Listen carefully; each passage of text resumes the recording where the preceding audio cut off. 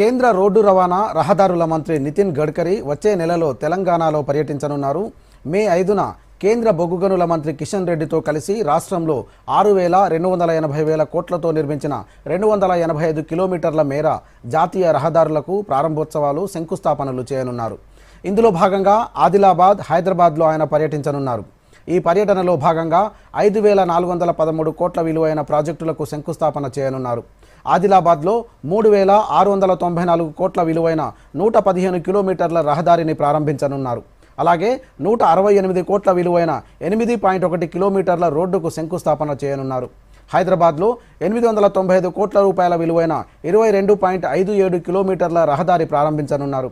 అలాగే 657 కోట్ల విలువైన 20.87 కిలోమీటర్ల రహదారికి శంకుస్థాపన చేయనున్నారు. రోడ్డు రవాణా రహదారుల మంత్రిత్వ శాఖ సూత్రప్రాయంగా హైదరాబాద్ ప్రాంతీయ రింగ్ రోడ్డును జాతీయ రహదారిగా ప్రకటించడానికి అంగీకరించింది. నిర్మాణ వ్యయం దాదాపు 13,000 కోట్లుగా అంచనా వేశారు. ఈ ప్రాజెక్టుకు ముందస్తు ప్రభుత్వ ప్రైవేటు భాగస్వామ్య అంచనా కమిటీ, కేబినెట్ ఆమోదం, హైదరాబాద్ ఉత్తర వైపున ఉన్న గ్రీన్ఫీల్డ్ ప్రాంతీయ ఎక్స్ప్రెస్ హైవే కోసం ఆర్థిక త్రైపాక్షిక ఒప్పందంపై సంతకం చేయాలని కిషన్ రెడ్డి కోరారు. 50% భూసేకరణ ఖర్చులతో సహా ప్రాజెక్టు మొత్తం నిర్మాణ వ్యయం దాదాపు 18,772 కోట్ల రూపాయలుగా అంచనా వేశారు.